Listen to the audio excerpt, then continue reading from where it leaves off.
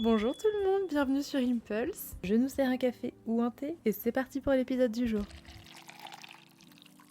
Hello tout le monde, j'espère que vous allez bien et que, comme moi, vous commencez à sentir cette petite excitation discrète. Alors on n'est que le 27 novembre aujourd'hui, mais dans 3 jours 4 jours. En tout cas, lundi, c'est le 1er décembre, donc on n'est pas tout à fait dans Noël encore, mais ce serait mentir de dire que l'esprit des fêtes ne nous chatouille pas déjà un peu le cœur. Alors aujourd'hui, j'avais envie de vous faire un épisode un peu particulier, une sorte de guide ultime, voire de compagnon de route pour vous préparer à entrer dans la magie de décembre, des fêtes de fin d'année, tout doucement. J'ai envie de vous partager mes petites astuces, mes meilleures idées pour vous aider à être dans l'esprit de Noël. Ce sont parfois de toutes petites choses mais qui peuvent tout changer. Donc vous allez voir, on va transformer votre appartement, vos routines, votre esprit en un petit refuge festif et chaleureux. C'est parti pour nous mettre ensemble dans l'esprit de Noël. Mon premier petit rituel annuel pour lancer la saison, ça va être de changer mes fonds d'écran. Je fais ça absolument chaque année, mais j'ai beaucoup de mal à me décider. C'est-à-dire que je dois avoir un dossier sur mon téléphone avec une cinquantaine de fonds d'écran, mais je vais sur Pinterest, je cherche les plus jolis fonds d'écran de Noël et je change le fond d'écran de mon téléphone et de mon ordinateur. Alors, je vous l'ai dit, c'est tout bête, mais ça vous met directement dans l'ambiance. Moi, cette année, j'ai mis un sapin flouté, illuminé. C'est hyper doux, c'est comme si je regardais une déco de Noël derrière une petite vitre embuée. J'adore, mais je romantise peut-être un petit peu trop la chose. Ça me donne le sourire à chaque fois que j'ouvre mon ordi ou que je déverrouille mon téléphone, donc pourquoi se priver? Je vous le disais, je vous conseille d'aller sur Pinterest et vous allez taper Cozy Christmas, Christmas Wallpaper, Christmas Lock Screen aussi je crois. En tout cas, Pinterest, vous allez tomber sur des pépites. Deuxième astuce pour vous mettre dans l'esprit de Noël, changez votre espace, changez quelques petits éléments dans votre maison, dans votre appart, peut-être même que dans votre chambre. Pas besoin de tout révolutionner, mais vous pouvez ajouter de petits éléments qui changent complètement l'atmosphère. Ça peut être des coussins à motif tartan, vous savez le motif écossais qui est rouge, vert, qui peut être bleu des fois. Vous pouvez ajouter un plaid en laine ou un plaid polaire avec des tons chauds. Évidemment des petites touches lumineuses, donc des guirlandes LED. Vous pouvez les placer pas forcément sur un sapin, mais autour de votre miroir, sur votre bibliothèque, ou même tout seul dans un vase transparent. Ce que j'adore mettre aussi, vous savez, c'est les petits nains, les petits gnomes de Noël. J'en ai 2 ou 3 que je place, alors souvent à côté de ma télé, mais ça peut aussi être dans la salle de bain, dans la cuisine. À chaque fois que je passe à côté d'un endroit qui est un peu décoré chez moi, j'ai l'impression que Noël me fait un clin d'œil. Je sais que j'en fais des caisses, mais vous savez que je suis une malade mentale. Numéro 3, on passe plutôt à de la créativité. Je vous propose de faire des cartes de Noël, donc pourquoi pas les peindre vous-même, de les écrire et de les envoyer. Chaque année, j'essaye de faire mes petites cartes. Parfois, je les achète, franchement, je vais pas vous mentir, mais parfois, je les fais maison à l'aquarelle. C'est vraiment simple. Vous avez plein de petits tutos aquarelle spécial Noël sur YouTube. Vous avez ça sur TikTok aussi, sans aucun doute. Et vous avez certainement aussi des petits tutos faciles sur Pinterest. Ça peut être des toutes petites branches de sapin, des étoiles, des baies rouges. Le tout dans un style très minimaliste. C'est vraiment pas compliqué. Vous pouvez le faire, je vous assure. Et parfois, vous pouvez faire un lavis. Donc, vous savez, en aquarelle, un lavis, c'est de prendre un pinceau que vous allez imbiber d'eau. Vous allez recouvrir la surface de votre carte.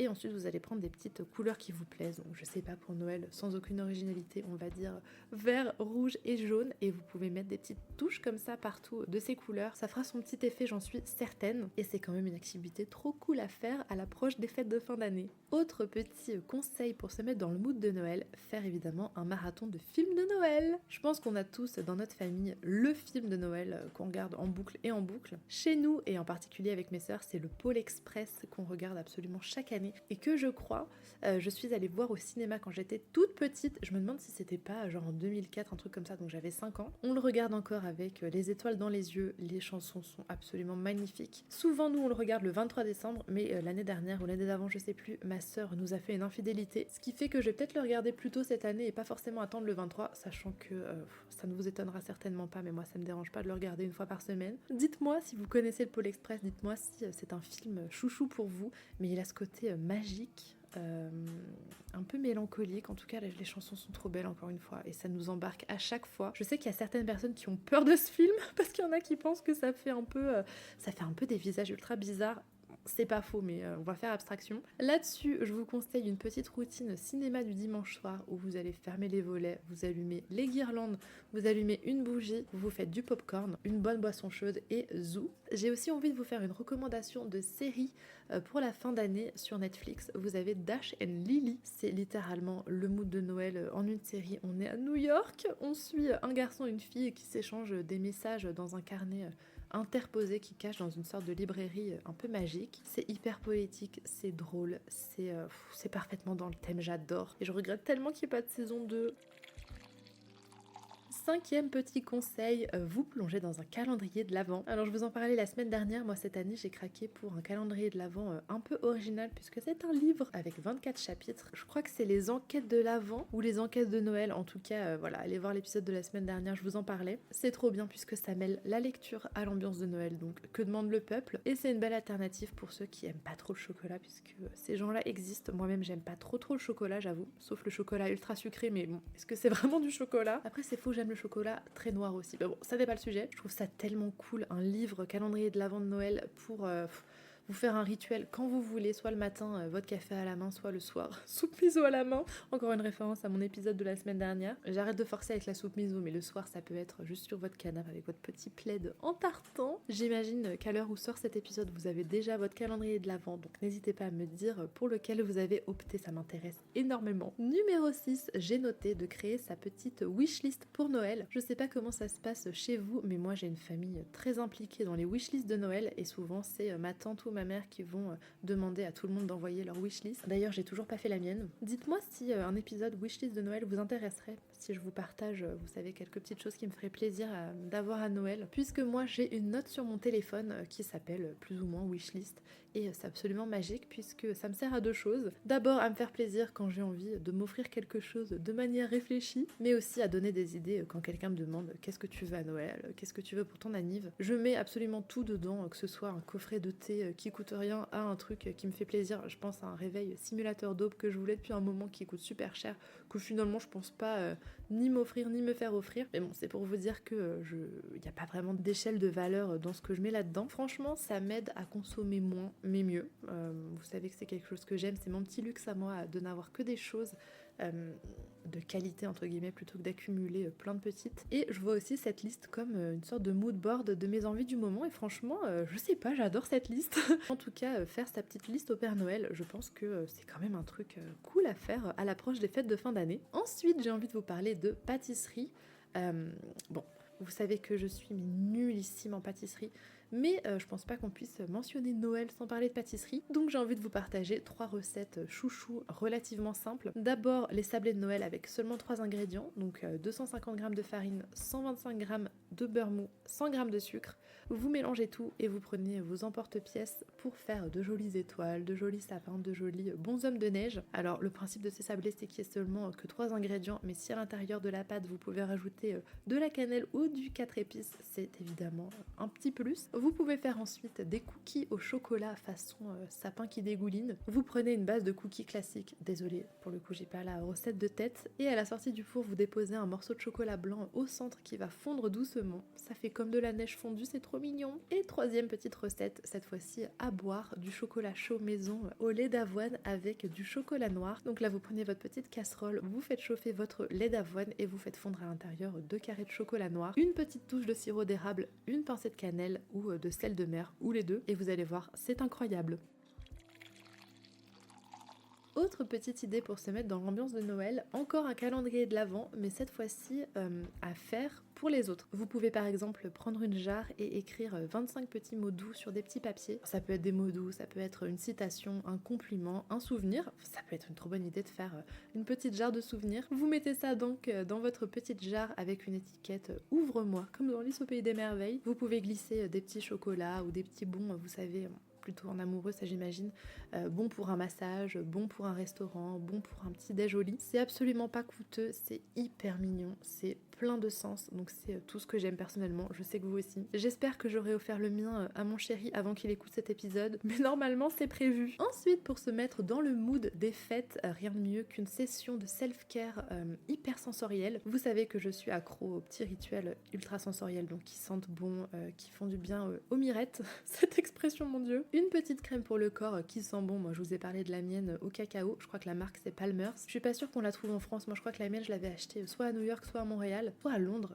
La fille a un train de vie, laisse tomber. C'est que j'ai passé des années à ne pas du tout voyager et l'année dernière j'ai fait 3 très très beaux voyages. Voilà, je me justifie. Donc voilà, la crème pour le corps. Vous avez aussi évidemment les bougies qui sentent bon. Vous pouvez changer votre linge de lit pour en prendre un spécial hiver, donc un truc un peu blanc cassé avec des carreaux rouges, un motif tartan aussi. Moi vous savez que j'ai un parfum de soirée pour juste après ma douche. Donc pour rappel c'est vanille abricot, mon préféré de chez Comptoir Sud Pacifique. Vous pouvez aussi prendre un spray d'oreiller à la fleur d'oranger. Moi j'ai celui de chez L'Occitane qui est incroyable à mettre sur vos thés d'oreiller juste avant de dormir. Et bien sûr vous pouvez vous faire plein de soins cheveux, plein de soins visage. En tout cas pendant ces sessions bien-être, self-care, self-love, n'oublions pas, essayez de faire en sorte d'être pleinement présente dans le moment. Faites tout ça avec intention. Pas la peine de passer 4 heures dans la salle de bain, mais voilà, vous fermez les yeux, vous sentez les odeurs, vous écoutez une petite playlist de jazz de Noël et vous essayez de vous reconnecter à votre corps. L'idée c'est de vous faire beaucoup de bien sans vous mettre aucune pression.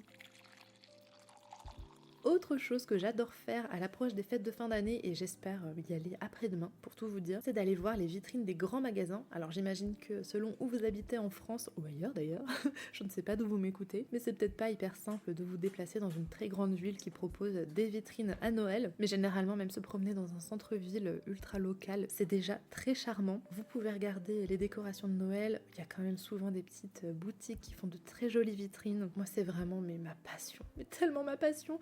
Vous prenez un petit chocolat chaud à emporter, la meuf se croit à New York, mais je vous assure que je le fais vraiment, et vous déambulez dans les rues, vous n'avez qu'à profiter. J'ai vu cette année, parce que moi vous savez que j'habite à côté de Paris, alors est-ce que c'est printemps? Normalement oui c'est printemps, qui fait ses vitrines de Noël sur le thème de Noël à New York, donc autant vous dire que...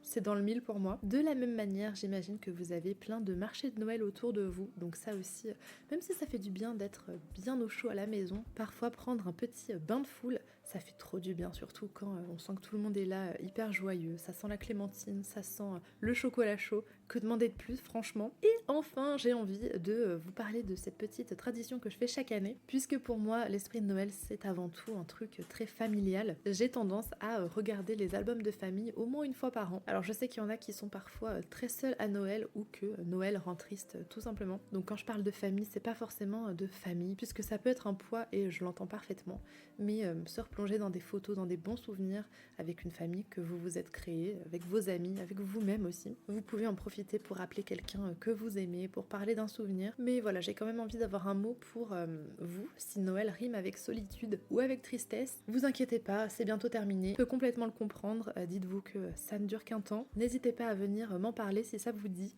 Vous pouvez me raconter si pour vous c'est l'ambiance qui vous plombe. Est-ce que c'est une tristesse un peu douce? Est-ce que c'est un problème de famille?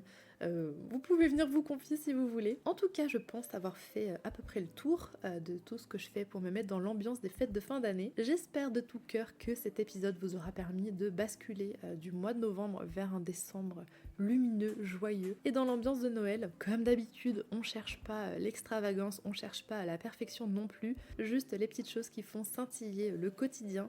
Merci d'avoir partagé ce moment avec moi. Bien sûr, venez me raconter tout ce que vous faites pour vous mettre dans l'ambiance de Noël. Venez me dire d'ailleurs si vous êtes dans l'ambiance de Noël ou si vous galérez un petit peu cette année.